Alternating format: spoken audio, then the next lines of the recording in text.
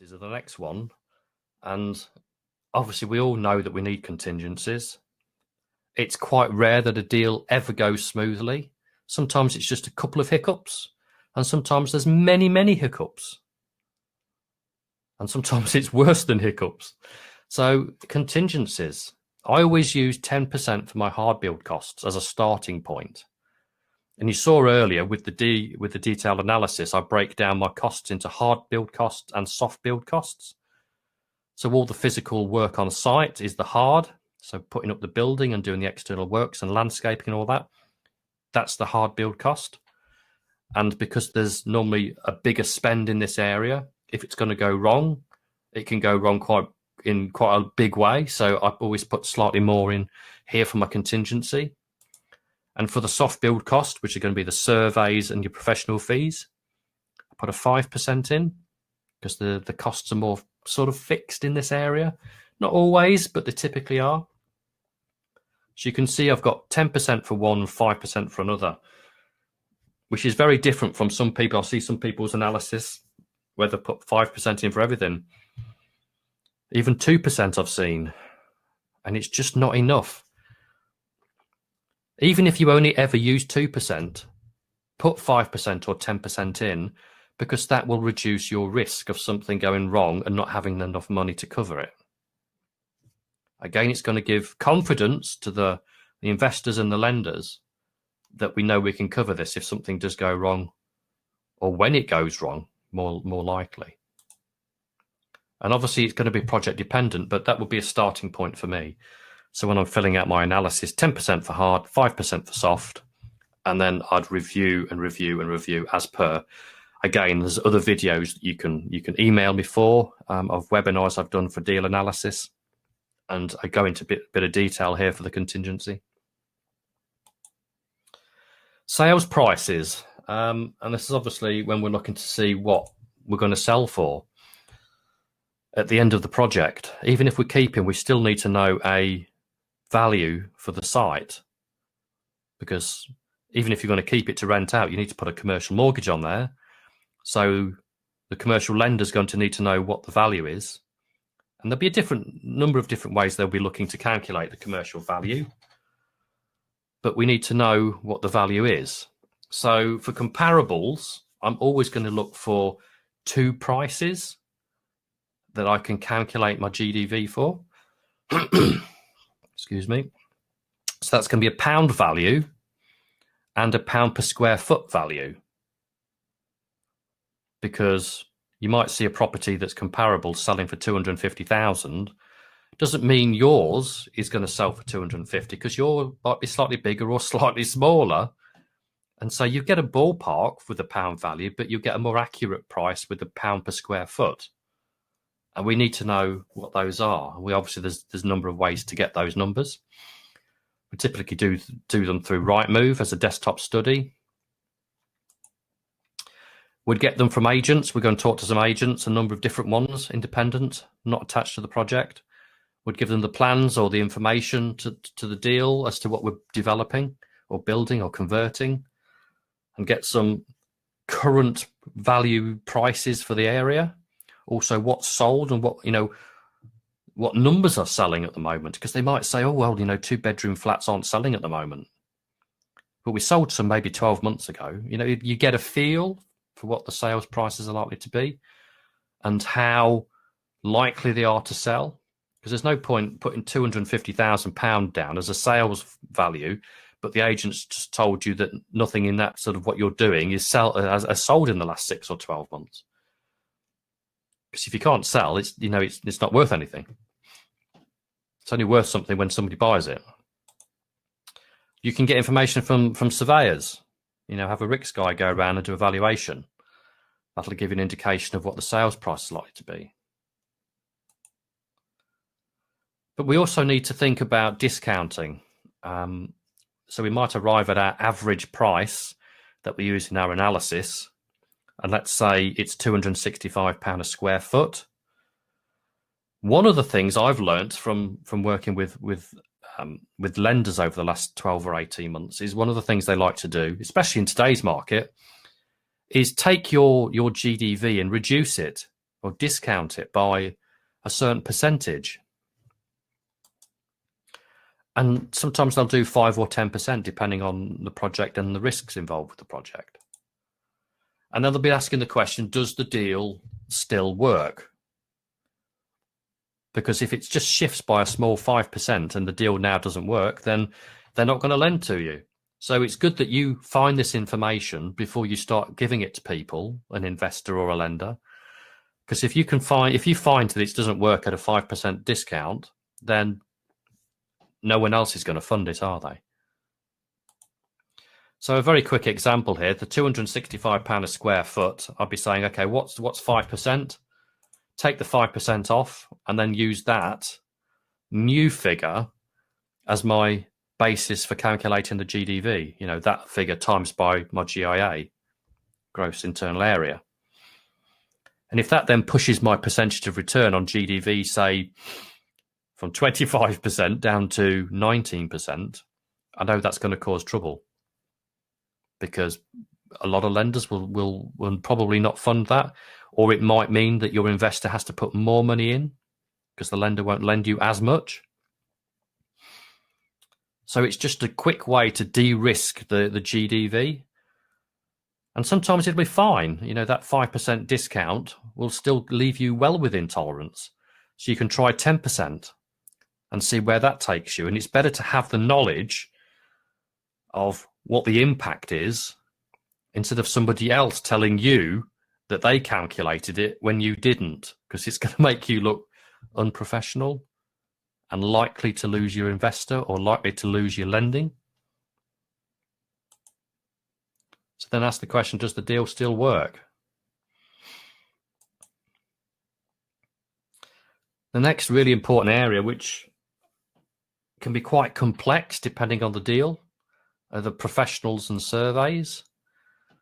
And my experience over the last year, working with the main contractor and having to fire them from site and then re-tender and have to find a new main contractor, which then took 5 months, has a huge impact. So we need to think about this as a risk. So ensuring that we have robust contracts in place, like the JCT contracts, and have a contingency. And the contingency would probably be another builder that you've already assessed and has gone through the tendering, who's sitting there ready, maybe doing another project already, but you've already gone through the process and you don't have to re-tender and wait and go through the months of the legals to get the old contractor off site. So there's a number of things here to think about. Other contractors, labourers. There'll be other professionals or surveys that could cause a problem. Party wall surveys. Have a client who's looking at a big project in a big city on a major road going through the city and wants to demolish a number of existing flats and commercial spaces on the ground floor and rebuild higher, not realising the impact of the party wall surveys, because there would be I think the budget for this was sort of like £8,000 or £9,000 in the budget, but it turns out we needed almost 10 times that as a contingency because of the amount of party wall participants. So it's thinking about simple things like that. Yes, there's party walls, but when you realise the complexity of the freeholders, leaseholders, and if there's numbers of different people or structural engineers that you might need, the services, sometimes there's problems with the water pipes, and you don't necessarily know this until afterwards, especially if you're working with an existing building. With our Hinkley project, we found towards the end of the deal, when the water provider came in and did an assessment, they found that some of the pipes were broken underground, and the capacity to feed all the flats wasn't sufficient. But luckily, we had a contingency for that. But it's little things like that that can catch you out. The same with gas and electricity. Sometimes there might not be gas, and therefore you've got to look at alternative methods of heating and hot water and things like that. And what sort of risk does that have to, for example, sales prices? Some people don't like buying when there's no gas in the area? Or, what is the cost to bring in the gas? Is it prohibitive or is it reasonable? Again, you need to think about it. Many, many other types of professionals, and here's just a very small list of some of them. Architects all the way down to design management, planning consultants, tree reports, party wall, as we just said, highways, landscape architects, geotechnical, asbestos.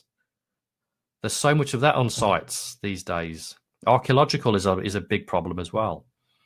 Insurances, the CDM, safety stuff, safety visits, the warranties. Make sure you get the right warranties. Section agreements, SIL payments. Make sure these are all calculated correctly and double checked. So many times people miss the SIL payment on developments. And then suddenly there's a 50 or 100 or 200,000 pound shortfall because they forgot the SIL payment. And obviously you do find this information out before you start, but you tend to find that you then got to go back and ask for somebody for more money.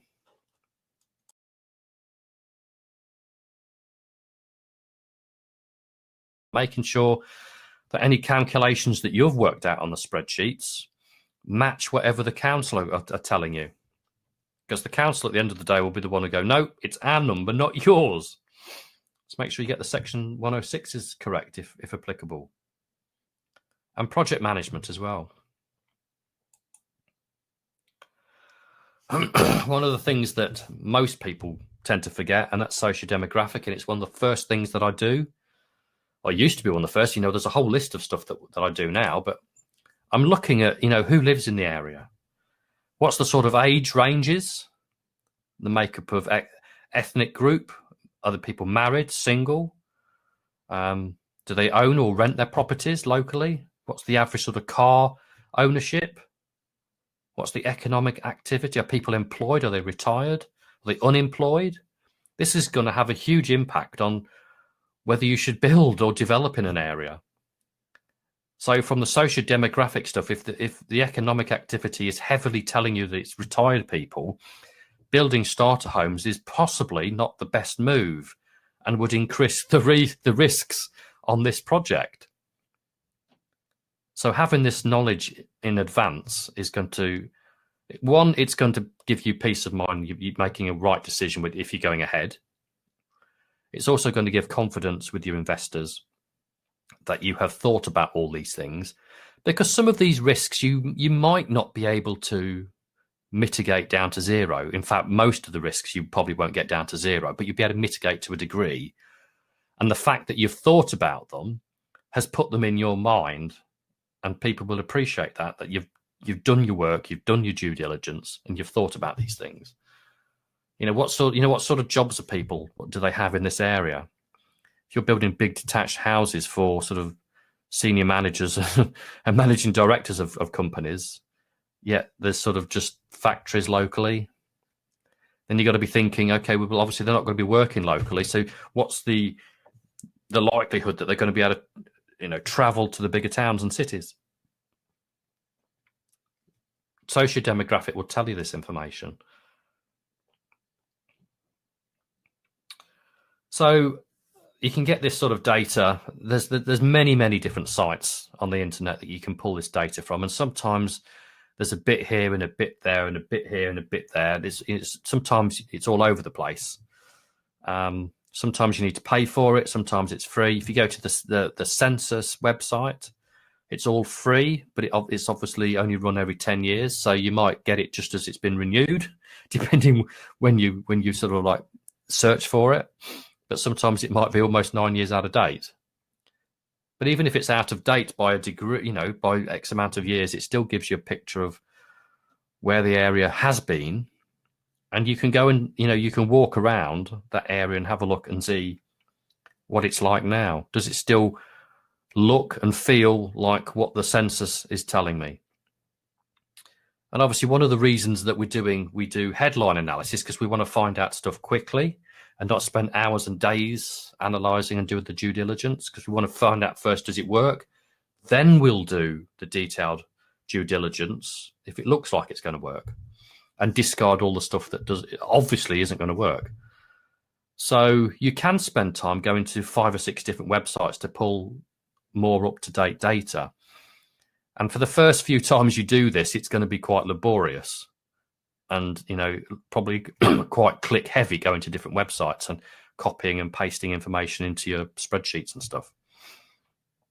But once you sort of bookmark these places so you know where you can go each time, because many of these, the socio-demographic stuff, you can actually pinpoint right down to a parish. So you can get very localized information. And most times it's very, very accurate. I mean, obviously it's accurate, but you're going to use it in terms of making decisions on a deal. Not in isolation. We've got to remember this. If there's 12 different aspects of risks we're looking at, we're not going to make a decision on this deal based on just one of these. We're going to take an overview of all these risks and what can we mitigate, what can't we. Socio is just one of them. I'd also be looking at what schools are in the area. How many schools are there, primary and secondary? A lot of people have families when they're moving house. Sometimes, people are moving, they're upsizing because they've got a growing family. People aren't going to buy in an area if there's no schools or the schools are all poor or under special measures. Because if there's a limited amount of schools, people may not get their first choice or second choice and end up having to travel outside the area to get their child into a school. So I'm checking this data and also looking at, so you can see from the picture, there's, I can see in this particular one, around Waltham Abbey, there's a huge amount of, this is primary schools. And I can also see if they're good from an Ofsted report or if they're outstanding or if they're in special measures. So based on this, Waltham Abbey looks quite good for schools, which is going to encourage people who are going to buy the bigger houses for growing families. I'm also going to be looking at how far some of the bigger towns are, especially if I'm going to be building or buying in rural locations or villages or small towns, because these places don't have the employers that probably a lot of people are going to be working at. They may do, they may not. But so I will need to find out what sort of duration and miles that people are going to have to travel to get to work. Because if it's not going, if it's too far, it's going to put people off. I mean, I lived for almost 20 years in South London, on the Surrey-South London border. Worked in central London, which took me almost an hour to get in every day. And when I moved from there, I moved to just near Kettering. I needed to make sure that my commute to London was roughly the same, so it was going to be about that hour or an hour and 10 at the most. And it was. Any further north, it would have been too far. So it's checking, is it going to work for me? Because if Kettering didn't work for me, then I certainly wouldn't have moved there. And it's going to really put people off buying if they can't get to the towns or the cities easy. Offer price. This is the things that I see mistakes made with all the time. You need a strategy with offer price, the thing you're going to offer on the property. And it's total common sense, but people forget about it. Do the analysis. And the analysis will tell you what the target offer should be. Whatever it is. Let's say it's, £500,000 you're supposed to offer. Don't offer more unless you really have to. But just know that the more you offer past the target price, the project is taking a risk. Because you're now eating into your profits, which is then reducing your profits. Or if you want to keep your profits the same, you've got to bring your costs down somewhere else. And the obvious thing to say here is that if you could have brought your prices down elsewhere, you should have done already. So have a strategy, work from your analysis to what the target offer should be, and then start off low. You don't want to go too low because typically I've found that agents will raise the price slightly because they know you're going to knock them down slightly. So by going in low, if the offer should, if my target price is £500,000, I might go in at sort of 450 or 470 as my first opening offer. I mean, the thing is, I might actually go in with a joint venture offer if it was relevant to the deal, but that's not always going to be the case. And they're likely to go yes or no, but then it gives you the option to go back in with your second offer that's more closer to your target price. But you should never go over the target price because the detailed analysis has told you what it's actually worth. And if you go more than that, you're now paying too much, which then has just increased the risks. And what we're trying to do, we're trying to reduce the risks. So offer prices do not go above the target price. And if you've done the detailed analysis correctly, you will know exactly what that is down to the pound and the penny. Liquidity. It's something that's a bit mystical, I suppose. People don't tend to understand what liquidity is. So liquidity, if you go into an area, it's not just about property. It's now how liquid is a market. If you can buy into the market, you might be able to buy cheap because there's not a lot of participants in the market. But when you do your work on the property, and then you're hoping to add the value to the property, but there's still not enough participants in that local area to sustain that higher price, it might be difficult to sell then because there's not enough liquid in the market, not enough people in the market to make it work. So a little quote here: liquidity determines whether assets will be sold quickly or slowly, and if the price will be above or below market value. So you need the market that you're dealing in to be as liquid as possible, not a lack of liquidity. Otherwise, you'll end up holding the property afterwards. Or you might end up losing the property because you can't get a new good valuation in order to refinance, or your investors' funds all get locked in, maybe for a number of years on a commercial fixed rate, fixed term loan. So again, more risks. Think about liquidity. So we've sort of like covered the majority of the risks that I would be looking at, and there are many others, and it's all going to be dependent upon your specific deal. So it's kind of working out, once you've done your analysis, clicking on a few of these sections and saying, what's the likelihood of this? What's the likelihood of this? What's the likelihood of this and that and that and that? And trying to work out a list of all the risks that you can think of that are relevant to your deal, writing them down and writing out everything that can go wrong. And going right back to the very beginning and thinking, what is my appetite for risk? Because if I want a bigger return, I need to take bigger risks, quite possibly. And you need to talk to your investors as well about this. A lot of investors put money into deals. They expect a good return. But that good return that the investor's expecting might mean that you need to take more risks than you're willing to take on.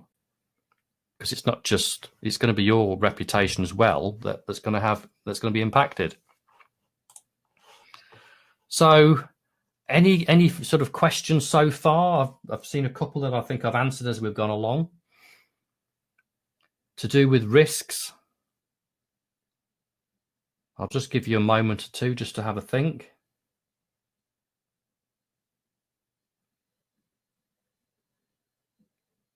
Maybe you've got a deal that's got a burning question about, should I do this? Should I do that?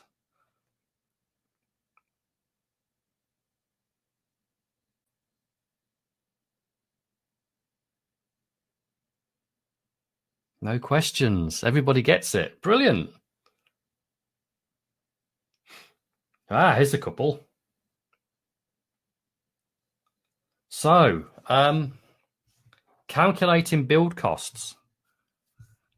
There's a number of ways that this can be done. Some are more useful than others. They range in price. They start with sort of BCIS, which is what I use, and that's the RICS system. It's the RICS database of build cost data. So BCIS is Build Cost Information Service, which you pay quite a lot of money for every year, an annual premium. But you don't have to pay that sort of money. You can go and talk to builders and get them to quote on the deal. However, that can slow the process down if you've done your analysis, but you just need to put the right number in for the build cost. That can, sometimes it can take a week or two for them to come back with a number or a quote. You can do talk to a QS or a project manager. They can help with budgeting the build aspect. Obviously, you pay for that though, unless you can, strike up a deal with somebody who will do you, like a QS person who will come on board and do the pricing for you for free or cheap. But then when you do the deal, they're employed on the project, and you sort of like guarantee them that work. Sometimes that's a possibility. So they're the main ways of calculating build costs. I mean, there's also estimators online. There's a number of online services where you can submit plans and bits and pieces, and they'll come back with a price for you. But again, you pay for that, and it can take sort of like a week or more. That's why, for me, the investment in BCIS was really powerful, because I can go through, 5 deals every day and have the build cost numbers right there at my fingertips, based on comparable data of builds that have literally actually happened across the UK for the type of project I'm doing in the exact area that I'm doing it. So what else was that? So Marlo said, Lee, I assume this works for commercial property investment. Absolutely. Risks are not, these risks especially are not just relevant to residential property development. Some of them might need tweaking slightly, like valuations for GDV. Commercial properties is valued in a slightly different way. There's a couple of different ways that property can be valued. So it's just understanding that, maybe the yield-based valuation. So it's understanding how you need to calculate those, and then calculate them for your spreadsheet, and then double check them, and speak to commercial agents to get some feedback of prices, instead of talking to 2 or 3 residential agents for a comparable. You talk to the commercial agents. So I'd be doing almost identical work in terms of risk assessments on commercial as I would for residential. And in some cases, you're going to have them in, both of them anyway, because you'll maybe have a block of flats with commercial on the bottom, on the ground floor. So you need to build the 2 in. And, that's in itself is another risk. You might get the commercial, you might get the residential values okay, but maybe you don't get the actual retailer in on the ground floor that gets you the valuation for the commercial aspect. Maybe you were hoping for, a pizza shop, like Domino's or something, a big brand name, who would, command a good premium. But then if you only end up getting, a non-branded pizza parlor in there who's not going to get the valuation, it's going to have a whole huge impact on your overall budget, your overall GDV for both aspects of the deal. So the other question was, Letitia has said, I know you have RICS. Yeah, the RICS is the BCIS. And it's really useful. I do, clients do have package deals with me where they, I provide the reports for them. So if that's something that's of interest, do let me know. And also, Marlo has said, what's the best investment analysis software to use for UK property, please? So investment analysis software. There's plenty out there in terms of you know, spreadsheets on steroids that do lots of different things and run different reports and stuff, but they tend to be quite expensive. Even in investment banks, we never used specialist software. We used specialist spreadsheets that have been developed over a period of time, and that's the spreadsheets that I use. You know, I've taken the skills and knowledge of spreadsheets from the banks and the asset managers I've worked with and put them into property, and that's why they're really accurate.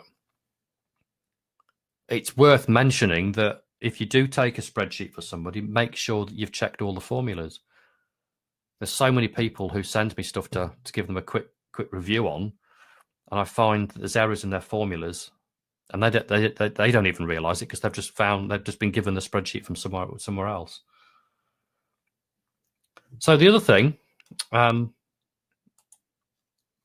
you can learn how to risk assess your deals and learn how to analyse your deals. And I've got a program that I've been putting together. It's an online program, and it goes through all this to do with the analysis and to do with the risks in fine detail. And it was launched just before Christmas. For the pre-launch was just before Christmas, so I've got a number of people already doing this and getting huge value out of this digital program. And it's effectively a number of videos that take you step by step through all the different aspects of risk and analysis, and other resources like the different types of professionals you might need and the different types of surveys you might need and how to deal with certain conditions in planning, etc., etc. So it takes you by the hand and allows you to learn this in your own time at your own speed. And so it offers you a private members area. It's totally secure. There's hours and hours and hours of training videos. It teaches you the core 6 principles of property analysis.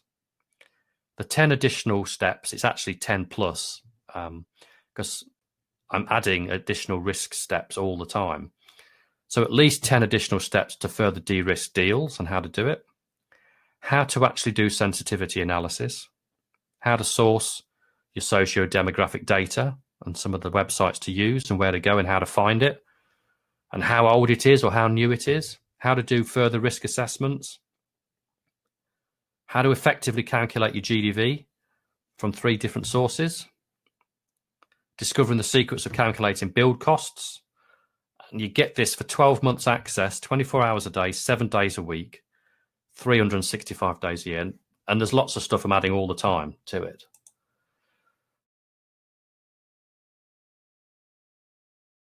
It's just a one-off fee. It's not like per month, it's a one-off fee. But obviously, we've been talking about risks tonight, and I'm really keen to help support people in better understanding risk and risk analysis. And so I'm going to offer it to you guys tonight, but it's only available for the next 48 hours, and it goes back up to full price. So if you're interested in going through what we've gone through tonight, but in much finer detail and having it available 24 hours a day, 7 days a week, that you can run back and over and back and over in your own time. So if you're interested in learning more about this, here's the link.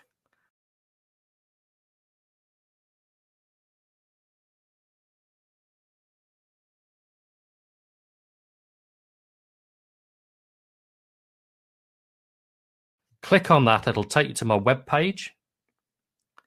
You'll be able to see a little video there that I did explaining a bit more about the program, but we've effectively gone over it tonight anyway. And then there'll be a link at the bottom. There'll be a list of the stuff that comes with the program, and then there's a link at the bottom. And it's available for the next 48 hours. So I'm just going to go back to some questions. So I've also been asked, three times, can I please put out or email the webinar for the sensitivity analysis and the deal analysis? Yes, I can certainly do that. I shall email those links out tomorrow. to everybody once I've got the link for the video replay. So you've got all those in one place. Thank you, Letitia. Another one, is the offer content different to the workshops? There are some similarities to the workshops that I run monthly. The difference being, or the biggest difference, is that on the workshop you get a deal, you bring a deal with you, and I help stack it on the day. So that's why it's a workshop and not a training course, because training course you sit there and listen effectively, whereas the workshop you get involved. You know, it's hands-on. So you bring a deal to the workshop, and you learn about the process of analysis, but you also get your deal stacked, and you get to hear about other people's deals that are being stacked as well. So you also learn from other people's deals and how they work and how they don't work, and the risks with those and the risks without those. This is the perfect opportunity for you to have this on your laptop, on your phone. You can watch the videos, you can watch it on the train, you can watch it in bed at night, wherever you want to watch it, and learn over in your own speed.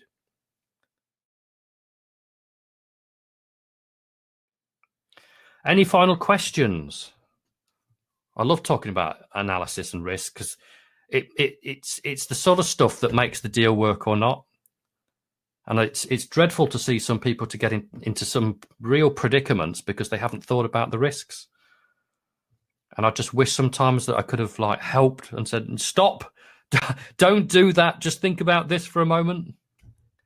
But you can't do that for everybody, unfortunately. So this is my way of sort of trying to spread the risk analysis love a little bit, and you get to learn it in your own pace. So any final questions? Because I think we're going to call it a night in a moment. If we don't have any more questions, let me just go back up the list to make sure I've not missed anything.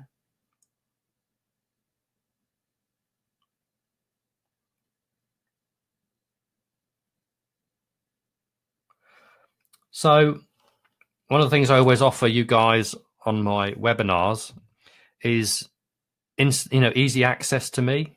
If you've got a question, because you've taken the time to sit on, spend a bit of your personal time on a weekend or a weekday in the evening to listen to me and learn some stuff, I'm happy to support you with some questions and answers after the event. So you can email me. I'm going to put it in the box at the bottom, my email address. You may already have this, but for those who don't. And if you've got a question that's just a general question or it's specific to your deal, you can email me, and if it's if I can help, I'll help. If there's further stuff that needs to be done, then I'll suggest that. If it's a quick win, you get a quick win. So there you go. There's the email address. Anytime after tonight, just let me know. And as I said, I know I repeat myself sometimes, but I'll send the replay link along with some of the previous videos tomorrow to everybody who's attended tonight. So if there's no further questions, hold on, one more maybe. You're quite welcome, Letitia. I'm glad you had a great evening. Let's call it a night then, everybody. Thank you so much for joining me tonight. It's been a real pleasure.